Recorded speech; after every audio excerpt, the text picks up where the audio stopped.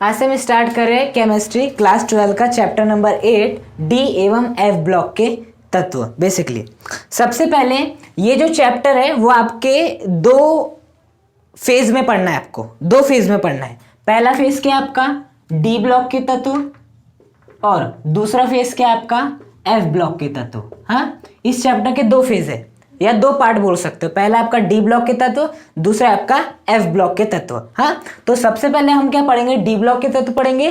D block के तत्व जब पढ़ के हो जाएंगे पूरी तरह से तो हम क्या पढ़ेंगे, आपके एफ ब्लॉक के तत्वों का अध्ययन करेंगे। हाँ, तो सबसे पहले हम पढ़ेंगे आपके डी ब्लॉक के तत्व कि आपके डी ब्लॉक के तत्व होते क्या है। देखो, आपने आवर्त सारणी देखी है।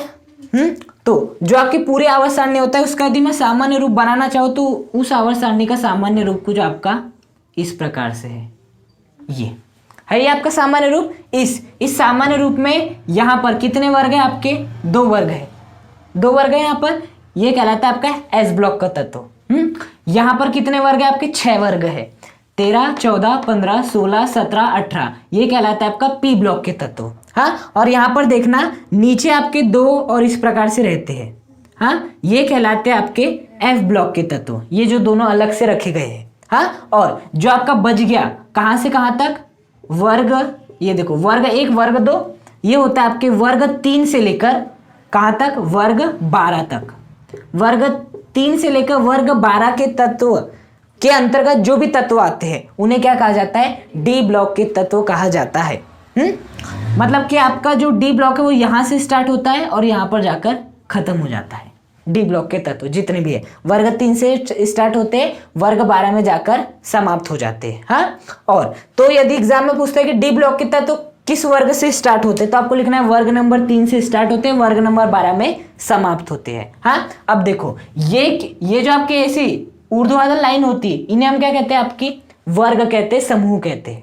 लेकिन जो इस प्रकार से आपकी टेढ़ी लाइन होती है उन्हें क्या कहते हैं, हम आपका आवर्त कहते हैं। क्या कहते हैं, आवर्त कहते हैं। और पूरी आवर्त सारणी में कितने आवर्त है, आपके 7 आवर्त है। कितने आवर्त है, आपके 7 आवर्त है। 7 आवर्त का मतलब ये पहला आवर्त, दूसरा आवर्त, तीसरा आवर्त, चौथा आवर्त, 5वां आवर्त, 6ठा आवर्त और ये 7वां आवर्त। ऐसे समझ सकते हो। तो ऐसे पूरे क्या खींची हुई है, आपकी लाइन खींची हुई है। हाँ, तो ये वाली जो क्षैतिज लाइनें हैं इन्हें क्या कहा जाता है, आवर्त कहा जाता है। और इनकी संख्या कितनी है, 7 है। हाँ, इस प्रकार से पूरी तरह से इस प्रकार से आपके फैले हैं, इस प्रकार से। हाँ, आपके 7 आवर्त इस प्रकार से मौजूद है और इस प्रकार से क्या खींची हुई, आपकी लाइन खींची हुई है। इस प्रकार से आपकी पूरी पीरियोडिक टेबल का निर्माण हुआ है। हाँ, इस प्रकार से आपकी पूरी पीरियोडिक टेबल का निर्माण हुआ है। तो ये तो समझ में आ गया कि जो आपका डी ब्लॉक के तत्व होते हैं वो वर्ग नंबर 3 से स्टार्ट होते हैं, वर्ग नंबर 12 में जाकर समाप्त होते हैं। लेकिन ये किस आवर्त से स्टार्ट होते हैं, तो याद रखना ये स्टार्ट होते हैं आवर्त नंबर 4 से। कहाँ से स्टार्ट होते हैं, आवर्त नंबर 4 से। हाँ, और कहाँ पर जाकर खत्म होते हैं, आवर्त नंबर 7 पर। आवर्त नंबर 7 पर जाकर खत्म होते हैं। हाँ, यदि इसे मैं अच्छे से बनाना चाहूँ तो यहाँ मैंने उतने अच्छे से नहीं बनाया है, आपको दिखा देता हूँ। देखो, यहाँ से आपका ये होता है पहला आवर्त, आपका चौथा आवर्त, 5वां आवर्त, ये हो गया 6ठा आवर्त, 7वां आवर्त और ऊपर कितने रहेंगे, आपके 3 आवर्त।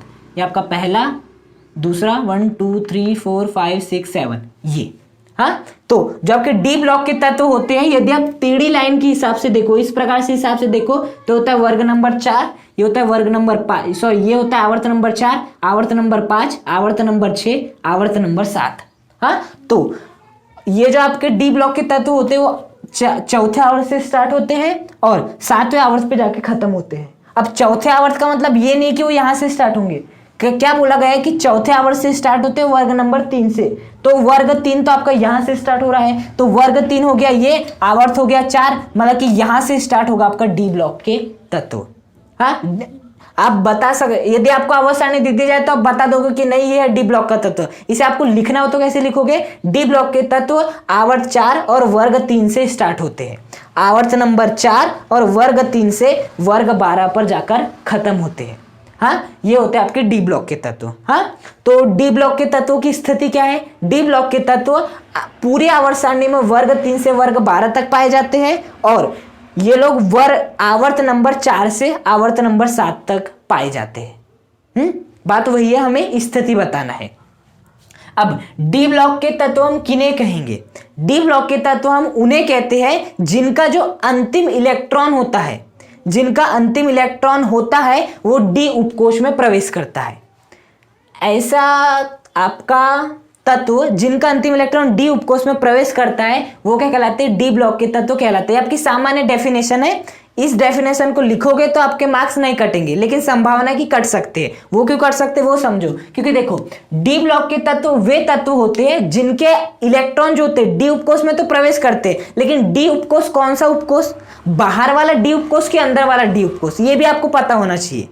यदि आप केवल लिख देते डी उपकोष में प्रवेश करते तो डी उपकोष आपका कहाँ कहाँ होता है? तीसरे कोष का भी होता है, चौथे कोष का भी होता है बेसिकली। हाँ, तो यहाँ पर अब किस डी उपकोष की बात करें वो भी आपको पता होना चाहिए। तो हमेशा याद रखना उपांतिम डी उपकोष, मतलब जो आपका उपांतिम कोष होगा उसका डी उपकोष। अभी आपको समझ में आ जाएगी कि मैं क्या कह रहा हूँ, लेकिन अभी अच्छे से समझो कि डी ब्लॉक के तत्व ऐसे तत्व होते हैं जिनका अंतिम इलेक्ट्रॉन उपांतिम कोष के डी उपकोष में प्रवेश करता है। उपांतिम कोष के डी उपकोष में प्रवेश करता है वो क्या कहलाते हैं? डी ब्लॉक के तत्व कहलाते हैं। क्या कहलाते हैं? डी ब्लॉक के तत्व कहलाते हैं। और देखो जो आपका डी ब्लॉक होता है उसमें कितने आपके कक्षक होते हैं? 5 होते हैं। First, second, third, fourth, fifth, 5 होते हैं। और अधिकतम कितने इलेक्ट्रॉन आ सकते हैं? 10 इलेक्ट्रॉन आ सकते हैं। यदि आप प्रत्येक कक्षक में 2-2 इलेक्ट्रॉन डालते हैं तो अधिकतम कितने इलेक्ट्रॉन आ सकते हैं? 10 इलेक्ट्रॉन आ सकते हैं। बात है इतनी समझ में? अब याद रखना डी ब्लॉक के तत्व वे सभी तत्व होते हैं जिनका अंतिम इलेक्ट्रॉन उपांतिम कोष के डी उपकोष में प्रवेश करता है। उपांतिम कोष के डी उपकोष में प्रवेश करता है। अब ये उपांतिम कोष का मतलब भी समझ लो। देखो ये क्या होता है आपका? देखो यहाँ पर लिखते हैं हम, ये क्या होता है आपका? नाभिक होता है। नाभिक होता है ये आपकी पहली कोष, दूसरा कोष, तीसरा कोष, चौथा कोष। हाँ, ये चौथा कोष। अब देखो जो आपका वर्ग नंबर 3 से आपका क्या स्टार्ट होता है? डी ब्लॉक के तत्व स्टार्ट होते हैं तो, और चौथे और से स्टार्ट होते हैं तो जो आपको सबसे पहला तत्व मिलेगा वो होता है आपका स्कैंडियम। 21वें नंबर का तत्व स्कैंडियम। उसका परमाणु क्रमांक लिखो 1s2, 2s2, 2p6, 3s2, 3p6, 4s2, हाँ, और आपका 3d1। क्या होता है? 3d1 होता है स्कैंडियम का इलेक्ट्रॉनिक विन्यास, क्योंकि स्कैंडियम का परमाणु क्रमांक 21 है, उसके हिसाब से इलेक्ट्रॉनिक विन्यास लिखोगे तो कुछ इस प्रकार से आपका होगा। हाँ, अब यहां पर समझना अंतिम इलेक्ट्रॉन डी उपकोष में तो जा रहा है, लेकिन वो अंतिम कोष के पहले वाले कोष जो था उसके डी उपकोष में जा रहा है। ये हो गया आपका पहला उपकोष, दूसरा उपकोष, तीसरा उपकोष, पहला कोष, दूसरा कोष, तीसरा कोष, चौथा कोष। हाँ, तो ये चौथे कोष के डी में नहीं जा रहा, क्योंकि देखो पहले के पास केवल क्या रहता है? एस रहता है। दूसरे कोष के पास एस भी रहता है, पी भी रहता है। तीसरे के पास एस भी रहता है, पी भी रहता है, डी भी रहता है। चौथे के पास एस रहता है, पी रहता है, डी रहता है, एफ रहता है। हाँ, तो आप ये नहीं लिख सकते कि आपका अंतिम इलेक्ट्रॉन डी उपकोष में प्रवेश करता है। आपको लिखना पड़ेगा कि डी ब्लॉक के तत्व वे होते हैं जिनमें अंतिम इलेक्ट्रॉन उपांतिम कोष के डी उपकोष में प्रवेश करता है। यहां पर देखना, यदि ये जो आपका अंतिम इलेक्ट्रॉन होता वो अंतिम कोष के डी उपकोष में प्रवेश करता तो यहां पर 3d के स्थान पे क्या आता? 4d आता। अंतिम कोष क्या है? इसके स्कैंडियम के केस में यदि मैं बात करूं तो अंतिम कोष क्या आपका? चौथा है, चौथा अंतिम कोष। तो बेसिकली लेकिन इलेक्ट्रॉन कहां जा रहा है? अंतिम कोष से पहले वाले कोष के डी उपकोष में। याद रखना ये जो आपका अंतिम कोष होता है इसे कहते हैं साधारण अंतिम कोष, और ये जो होता है आपका उसे कहते हैं आपका उपांतिम कोष। क्या कहते हैं? उपांतिम कोष कहते हैं। हाँ, तो बताओ अभी जो आपका इलेक्ट्रॉन जा रहा है, आखिरी इलेक्ट्रॉन, वो किसके डी उपकोष में जा रहा है? वो अंतिम वाले से पहले वाले मतलब उपांतिम कोष के डी उपकोष में जा रहा है। हाँ, तो डी ब्लॉक की यही खासियत है कि जो इसमें अंतिम इलेक्ट्रॉन होता है वो अंतिम कोष के डी उपकोष में नहीं जाता, वो अंतिम कोष से एक कोष पहले वाले मतलब उपांतिम कोष के डी उपकोष में जाता है। इतनी बात आई समझ में आपको? तो डी ब्लॉक के तत्व ऐसे तत्व होते हैं जिनका अंतिम इलेक्ट्रॉन उपांतिम कोष के डी उपकोष में प्रवेश करता है। हाँ, और ये कहां से स्टार्ट होते हैं? वर्ग नंबर 3 से स्टार्ट होते हैं, वर्ग नंबर 12 पे समाप्त होते हैं, आवर्त नंबर 4 से स्टार्ट होते हैं और आपके आवर्त नंबर 7 पर खत्म हो जाते हैं। बात आई समझ में? अब इतनी बात यदि आपको समझ में आ गई हो तो देखना जो आपका डी ब्लॉक के तत्व है वो कहां से स्टार्ट होते हैं, वर्ग नंबर 3 से, और वर्ग नंबर 12 पर जाकर समाप्त हो जाते हैं। बताओ वर्ग नंबर 3 से वर्ग नंबर 12, वर्ग 3, वर्ग 4, वर्ग 5, 6, 7, 8, 9, 10, 11, 12, कितने वर्ग है इसमें, 10 वर्ग है। तो आपके डी ब्लॉक में कितने वर्ग पाए जाते हैं, 10 वर्ग पाए जाते हैं। और 10 वर्ग का बहुत आसान सा कारण है, क्या है उसका, आपके डी उपकोष में अधिकतम कितने इलेक्ट्रॉन आ सकते हैं, 10, अधिकतम 10 इलेक्ट्रॉन आ सकते हैं, इसलिए अब वर्ग आपको अधिकतम 10 दिखेंगे। जो आपका एस ब्लॉक होता है, एस उपकोष में अधिकतम, ये होता है एस उपकोष, एस कक्षक, इसमें अधिकतम 2 इलेक्ट्रॉन आ सकते हैं, इसलिए 2 वर्ग मिलेंगे। पी उपकोष कैसा होता है आपका, इसमें 3 कक्षक होते हैं, अधिकतम 6 इलेक्ट्रॉन आ सकते हैं, इसलिए आपको 6 वर्ग दिखेंगे। हाँ, तो ये कारण है। तो आपके जो आपका डी कक्षक है उसमें अधिकतम 10 इलेक्ट्रॉन आ सकते हैं, इसलिए आपको यहाँ पर 10 वर्ग दिखाई देंगे। इतनी बात आई समझ में। अब याद रखना, ये जो है आपका, ये क्या होगी, आपकी पहली श्रेणी होगी। हाँ, इन्हें हम बेसिकली आवर्त कहेंगे, लेकिन यदि मैं बात करूं डी ब्लॉक की तो इन्हें कहेंगे हम पहली श्रेणी। ये हो जाएगी आपकी पहली श्रेणी, ये हो जाएगी दूसरी श्रेणी, ये हो जाएगी आपकी इस प्रकार से तीसरी श्रेणी, और ये हो जाएगी आपकी चौथी श्रेणी। हाँ, तो ये जो है इसे कहते हैं आपकी प्रथम संक्रमण श्रेणी, इसे कहते हैं द्वितीय संक्रमण श्रेणी, इसे कहते हैं तृतीय संक्रमण श्रेणी, और इसे कहते हैं आपकी चतुर्थ संक्रमण श्रेणी। बेसिकली याद रखना, पी ब्लॉक की बात करूं, एस ब्लॉक की बात करूं, ये दोनों ऐसे हैं जिसमें हमने वर्ग के हिसाब से पढ़े थे, वर्ग नंबर 15, वर्ग नंबर 16, वर्ग नंबर 17, वर्ग नंबर 18, ऐसे पढ़े थे। लेकिन हमें डी ब्लॉक में ऐसे नहीं पढ़ना है, वर्ग 3 के तत्व, वर्ग 4 के तत्व, वर्ग 5 के तत्व, ऐसा नहीं पढ़ना है। हमें पढ़ना है प्रथम संक्रमण श्रेणी, द्वितीय संक्रमण श्रेणी, तृतीय और चतुर्थ। अब इसका कारण क्या है, क्योंकि देखो पी ब्लॉक की यदि मैं बात करूं तो वर्ग 15 की यदि बात करूं तो वर्ग 15 के सभी तत्वों के जो गुणधर्म है वो बिल्कुल सेम है। हाँ, वर्ग 16 के जितने भी तत्व है वो बिल्कुल सेम है। लेकिन यहां पर आपको ऐसा नहीं मिलेगा कि वर्ग ये जो आपका 3 है इसके जितने भी तत्व है वे सभी समान होंगे, ऐसा नहीं होता है। हाँ, लेकिन यदि आप ऐसे जाते हो तो आपको गुणधर्म समान मिलेंगे। इसलिए हम वर्ग के रूप में अध्ययन न करते हुए किसके रूप में अध्ययन करते हैं, श्रेणी के रूप में अर्थात आवर्त में अध्ययन करते हैं। कहां पर अध्ययन करते हैं, आवर्त के रूप में अध्ययन करते हैं। तो यहां पर हम वर्ग के रूप में अध्ययन क्यों नहीं कर रहे, क्योंकि सवाल बन सकता है यहां पर हमने वर्ग के रूप में अध्ययन किए, यहां पर नहीं किए। हाँ, तो इसलिए नहीं किए क्योंकि वर्ग के जो तत्व होते हैं उनके गुणधर्म नहीं मिलते हैं। लेकिन जो यदि हम एक आवर्त में जाए, इस आवर्त के जितने भी तत्व है सभी के गुणधर्म समान है, इस आवर्त के जितने भी तत्व सभी के गुणधर्म समान है, इस आवर्त के सभी के गुणधर्म समान। लेकिन यदि आप ऐसे आते हो तो गुणधर्म आपको सेम नहीं मिलने वाले, इसलिए हम इनका श्रेणी वाइज अध्ययन करते ना कि वर्ग वाइज। जबकि यहां पर क्या हो रहा था, यदि आप श्रेणी वाइज अध्ययन करने जाते ना तो इसके गुण इससे लगाते, इसके गुण इससे लगाते, यहां पर वो संभव नहीं था। लेकिन यदि आप वर्ग के हिसाब से अध्ययन करने जाते तो बहुत आसानी जाती है आपको। हाँ, तो आसानी जाए इसलिए हम आपके डी ब्लॉक के तत्वों में श्रेणी के अनुसार पढ़ेंगे। तो हमें बेसिकली 4 श्रेणी पढ़ना है, प्रथम संक्रमण श्रेणी, द्वितीय तृतीय संक्रमण श्रेणी और आपकी चतुर्थ संक्रमण श्रेणी पढ़ेंगे। हाँ, देखो अब समझो ये जो आपकी चतुर्थ संक्रमण श्रेणी है, उस चतुर्थ संक्रमण श्रेणी मतलब ये वाली जो श्रेणी है, इस श्रेणी में जितने भी तत्व है वे सभी कैसे तत्व है, कृत्रिम तत्व है। कैसे तत्व है, कृत्रिम तत्व है। मतलब इस श्रेणी में आपको जितने भी तत्व मिलेंगे एक भी तत्व प्रकृति में मौजूद नहीं है। वो जितने भी तत्व है ना वो सभी मानव ने, वैज्ञानिकों ने प्रयोगशालाओं में बनाए हैं, प्रयोगशाला में बनाए हैं। ये इस जो आपका चतुर्थ आपकी संक्रमण श्रेणी, उसमें जितने भी तत्व है उनसे अदृश्य किरणें निकलती है, अल्फा किरणें, बीटा किरणें, गामा किरणें, इस प्रकार की किरणें निकलती है यहाँ पर जितने भी तत्व है। और इन सभी जो तत्व है इन्हें कृत्रिम रूप से बनाया गया है, ये प्राकृतिक रूप से नहीं पाए जाते हैं। और इन्हें बनाया कैसे गया, रेडियो एक्टिविता के द्वारा। किसके द्वारा, रेडियो एक्टिविता के द्वारा। और रेडियो एक्टिविता आपको कहां पे पढ़ना है, क्लास 12 फिजिक्स के चैप्टर नंबर 13 में, बेसिकली चैप्टर नंबर 13 में पढ़ना है। रेडियो धर्मिता क्या होती है, रेडियो एक्टिविता क्या होती है। हाँ, तो इसलिए जो आपकी चतुर्थ संक्रमण श्रेणी, इसका अध्ययन हमें नहीं करना है। चतुर्थ संक्रमण श्रेणी का अध्ययन हमें नहीं करना है, हमें केवल अध्ययन करना है प्रथम, द्वितीय और तृतीय का। हाँ, तो देखो जो आपकी प्रथम संक्रमण श्रेणी होती है इसे हम आपकी 3D श्रेणी भी कहते हैं। क्या कहते हैं, 3D श्रेणी। इसे 4D श्रेणी भी कहते हैं, इसे हम आपकी 5D श्रेणी भी कहते हैं। अब इसका कारण क्या है, इसका कारण यह है कि देखो जब मैं चतुर्थ आवर्त का एक तत्व लिया था, मैंने स्कैंडियम लिया था, स्कैंडियम, तो उसका अंतिम इलेक्ट्रॉन कहां पे प्रवेश कर रहा था, 3D में। कहां प्रवेश कर रहा था? 3D में। n की वैल्यू 4 है, ये होती बेसिकली आपकी n की वैल्यू, आवर्त की संख्या। आवर्त की संख्या 4 है, लेकिन अंतिम इलेक्ट्रॉन कहां प्रवेश कर रहा था? तीसरे जो आपका कोष था उसके डी उपकोष में प्रवेश कर रहा था।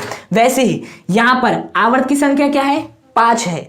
तो यहां पर जो भी तत्व होगा, मान लेते वो तत्व आपका x है, सपोज क्या है? x है, तो उसका जो अंतिम इलेक्ट्रॉन होगा वो कहां पर प्रवेश करेगा? 4D में प्रवेश करेगा। हाँ, जो आपका छठा आवर्त है, n की वैल्यू कितनी? आपकी 6। तो यहां पर जो भी तत्व होगा, सपोज क्या मान लेते? y मान लेते हैं, तो उस y का जो अंतिम इलेक्ट्रॉन होगा वो 5D में प्रवेश करेगा। मतलब कि डी उपकोष की खासियत है कि जो उनका अंतिम इलेक्ट्रॉन होता है वो अंतिम कोष के डी उपकोष में नहीं जाता, वो अंतिम कोष से एक कोष पहले मतलब उपांतिम कोष के डी उपकोष में जाता है। हाँ, इसलिए प्रथम संक्रमण श्रेणी को 3D कहते हैं, द्वितीय को 4D कहते हैं और तृतीय को क्या कहते हैं? 5D कहते हैं। बात इतनी आई समझ में?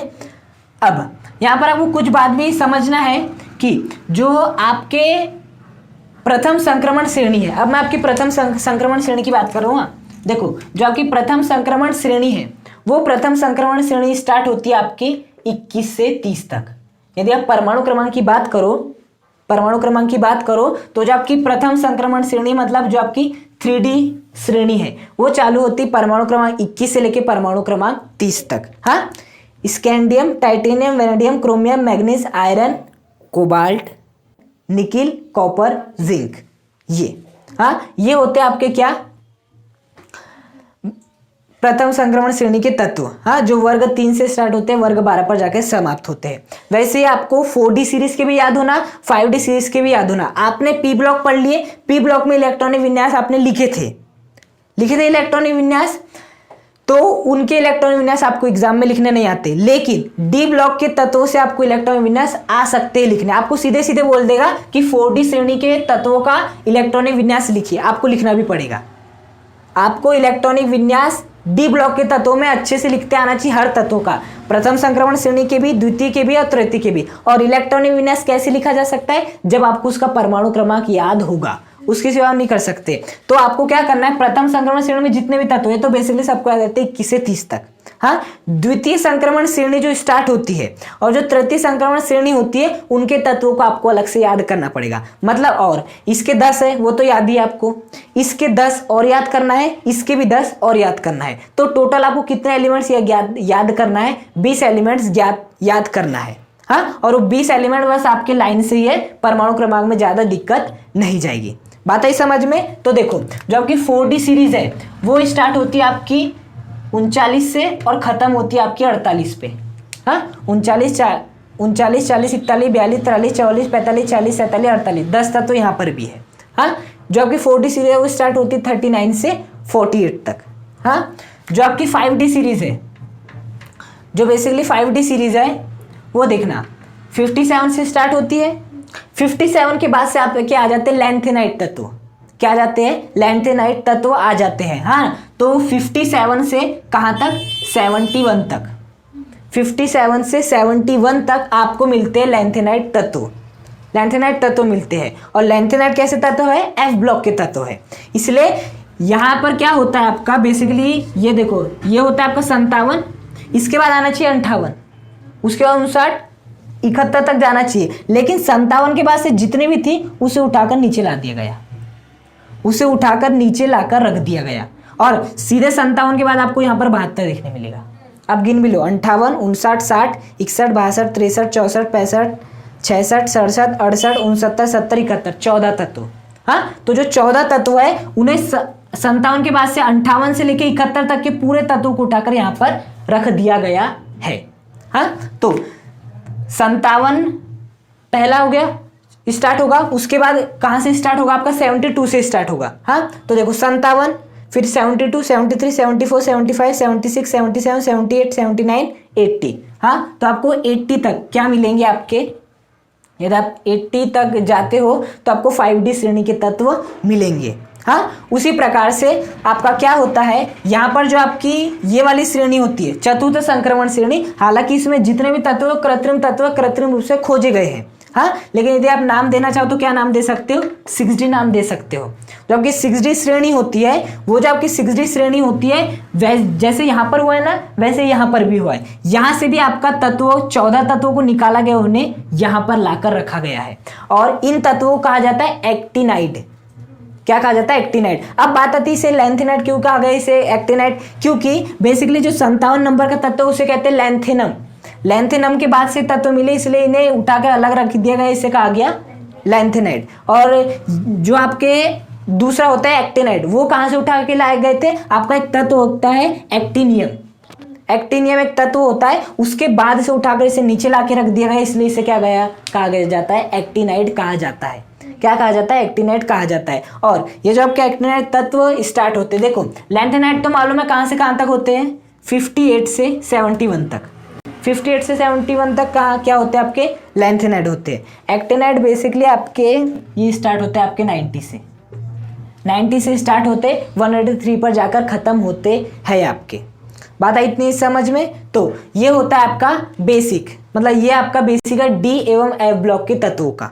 बात आई समझ में। 3D श्रेणी क्या होती है, 4D क्या होती है, 5D क्या होती है, इनके अंतिम इलेक्ट्रॉन कहाँ पर जाते हैं, जो अंतिम कोष के एक कोष पहले का जो डी उपकोष है वहां पर जाते हैं इनके अंतिम इलेक्ट्रॉन। हाँ, और कहाँ से स्टार्ट होते हैं, वर्ग नंबर 3 से स्टार्ट होते हैं, वर्ग नंबर 12 पर जाकर समाप्त हो जाते हैं। और आपके बेसिकली आवर्त नंबर 4 से स्टार्ट होते हैं, आवर्त नंबर 7 पर जाकर खत्म हो जाते हैं। यदि आपको पूछा जाए एफ ब्लॉक के तत्व कहाँ से स्टार्ट होते हैं, तो एफ ब्लॉक के तत्व बताना, वो स्टार्ट होते हैं आवर्त नंबर 6। आवर्त नंबर 6 ये देखो, ये आपका आवर्त नंबर 6। आवर्त नंबर 6 के में जो 57 के बाद जो 58 आता है, वहीं से तो उठा के उसे अलग कर दिया गया है। मतलब कि लैंथेनाइड कहाँ से स्टार्ट होते हैं, आवर्त नंबर 6 से स्टार्ट होते।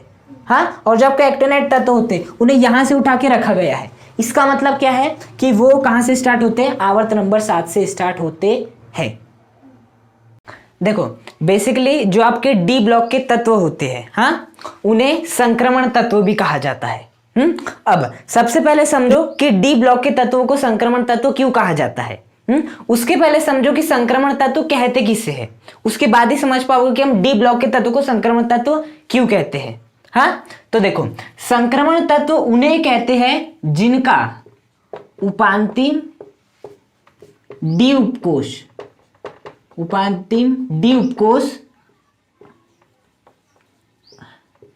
अपूरित होता है, उन्हें कहा जाता है संक्रमण तत्व। क्या कहा जाता है, संक्रमण तत्व कहा जाता है जिनका उपांतिम डी उपकोष अपूरित होता है। अपूरित होने का मतलब पूर्ण रूप से भरा नहीं होगा। हाँ, 10 इलेक्ट्रॉन होने चाहिए, 10 इलेक्ट्रॉन कभी नहीं होंगे, या तो 1 होगा, 2 होगा, 3 होगा, 4 होगा, 5 होगा, 6 होगा, 7 होगा, 8 होगा, 9 होगा, लेकिन कभी भी 10 नहीं होगा। यदि 10 हो गए तो पूर्ण पूरित हो जाएगा पूर्ण पूरित या पूर्ण भरित हो जाएगा। और संक्रमण तत्व वे होते हैं जिनका जो उपांतिम डी उपकोष है वो कैसा रहता है, अपूरित रहता है या अभरित होता है। हाँ, या तो डी में 1 से लेकर 9 तक जितने भी इलेक्ट्रॉन हो सकते, लेकिन डी में 10 इलेक्ट्रॉन नहीं हो सकते। हाँ, इस प्रकार के जो तत्व होते हैं उन्हें कहते हैं संक्रमण तत्व। तो आपके डी ब्लॉक के तत्वों का यदि आप इलेक्ट्रॉनिक विन्यास लिखते हैं, डी ब्लॉक के तत्वों का यदि आप इलेक्ट्रॉनिक विन्यास लिखते हैं, तो यदि आप स्कैंडियम का लिखते हैं तो आपको लास्ट में क्या मिलेगा, 3D1। हाँ, आप किसी भी तत्व का लिखते हैं, जैसे स्कैंडियम के बाद क्या आता है, वेनेडियम। वेनेडियम का क्या होता है आपका 3D2। फिर क्या आता है आपका स्कैंडियम, टाइटेनियम आता है, ये आपका टाइटेनियम का है। फिर आता है आपका वेनेडियम, वेनेडियम का क्या होता है 3D3। फिर आता है क्रोमियम, क्रोमियम का क्या होता है 3D5। ये अपवाद था आपका। हाँ, फिर क्रोमियम के बाद क्या आता है आपका मैग्नीज, मैग्नीज का 3D5। हाँ, बेसिकली ये तो अपवाद है।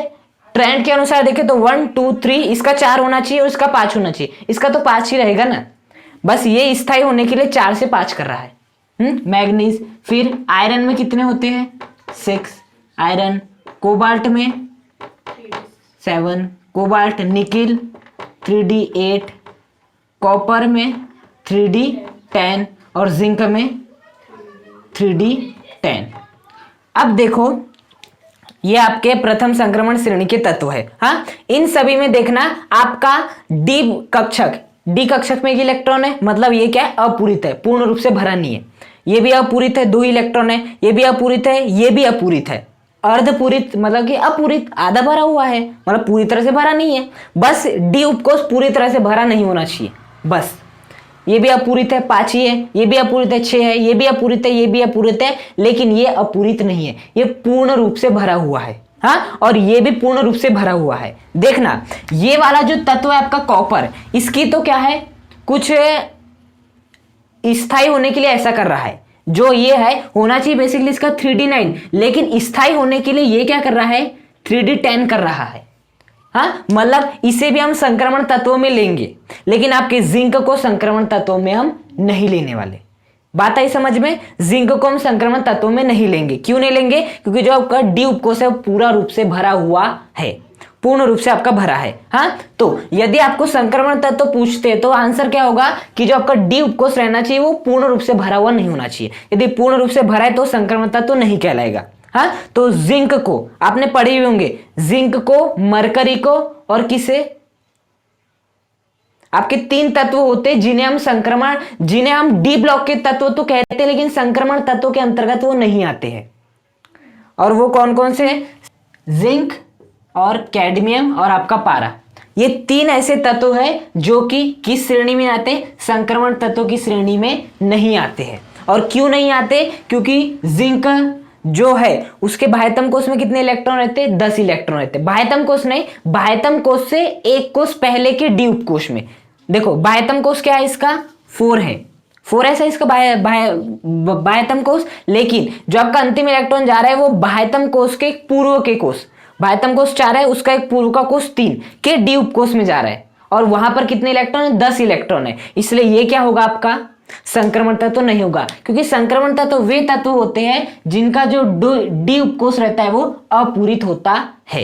हाँ, बेसिकली आपका कैडमियम ये डी ब्लॉक का तो तत्व है, क्योंकि डी ब्लॉक के तत्व की शर्त क्या है कि आपका जो अंतिम इलेक्ट्रॉन होना चाहिए वो उपांतिम डी उपकोष में प्रवेश करना चाहिए। जिंक में भी प्रवेश करता है उपांतिम डी उपकोष में, और आपका कैडमियम में भी और मरकरी में भी उपांतिम डी उपकोष में प्रवेश करता है। लेकिन फिर भी यदि हम बात करें संक्रमण तत्वों की, तो संक्रमण तत्व किन्हें कहते हैं? जिनका उपांतिम डी उपकोष अपूरित होता है, मतलब पूरा रूप से भरा हुआ नहीं होता है। हाँ, तो देखो जिंक का जो उपांतिम डी उपकोष है पूरी रूप से भरा है। इसी प्रकार से जो आपका कैडमियम होता है उसका भी जो उपांतिम डी उपकोष रहता है वो भी पूरा रूप से भरा हुआ रहता है, और जो आपका मरकरी होता है उसका भी उपांतिम डी उपकोष पूर्ण रूप से भरा हुआ होता है। इसलिए हम जिंक, कैडमियम और पारा इन सभी को हम डी ब्लॉक के तत्व तो कहते हैं, लेकिन संक्रमण तत्व नहीं कहते। एग्जाम में क्वेश्चन भी आता है कि जिंक, कैडमियम और पारा डी ब्लॉक के तत्व होते हुए भी इन्हें हम संक्रमण तत्व की श्रेणी में क्यों नहीं रखते? तो क्यों नहीं रखते हैं? क्योंकि इनका जो उपांतिम डी उपकोष रहता है वो पूर्ण रूप से भरा हुआ होता है, और संक्रमण तत्व वे तत्व होते हैं जिनका डी उपकोष पूर्ण रूप से भरा हुआ नहीं रहता, अपूरित रहता है। हाँ, ये होगा इसका कारण। संक्रमण तत्व वे होते हैं जिनका डी उपकोष पूरी रूप से भरा नहीं होना चाहिए, बस जो इसकी शर्त को पूरा कर दे आप उन्हें संक्रमण तत्व कह सकते हो। हाँ, ये तो आपका स्थायी होने के लिए ऐसा कर रहा है, ये तत्व आपका स्थायी होने के लिए ऐसा कर रहा है, उसे आपको संक्रमण तत्व की श्रेणी में नहीं रखना है। हाँ, केवल जिंक, कैडमियम और पारा ये 3 ऐसे तत्व है। देखो पारा का जो होता है वो क्या होता है? परमाणु क्रमांक 80 होता है। हाँ, इसका परमाणु क्रमांक कितना होता है? 48 होता है, और इसका परमाणु क्रमांक कितना होता है आपका? 30 होता है। इन सभी को देख लेना आप इलेक्ट्रॉनिक विन्यास लिख के, इनका जो आपको डी मिलेगा वो पूरा रूप से भरा हुआ मिलेगा। डी जो रहेगा इन सब का पूरा रूप से भरा हुआ मिलेगा, पूरा भरा मिलेगा। डी में अधिकतम 10 आ सकते, 10 आ गए, इसलिए इन सभी तत्वों को हम डी ब्लॉक के तत्वों में तो रखते लेकिन संक्रमण तत्वों के अंतर्गत नहीं रखते हैं। तो बात समझ में आई? संक्रमण तत्व किन्हें कहते हैं? जिनका उपांतिम डी उपकोष। अब मैंने उपांतिम डी उपकोष क्यों कहा? क्योंकि इनमें जो डी ब्लॉक के तत्व में जो अंतिम इलेक्ट्रॉन प्रवेश करता है वो उपांतिम डी उपकोष में प्रवेश करता है। अंतिम कोष के डी उपकोष की तो बात ही नहीं आती डी ब्लॉक के तत्वों में। हाँ, इसलिए मैंने क्या लिखा कि उपांतिम डी उपकोष अपूरित होता है।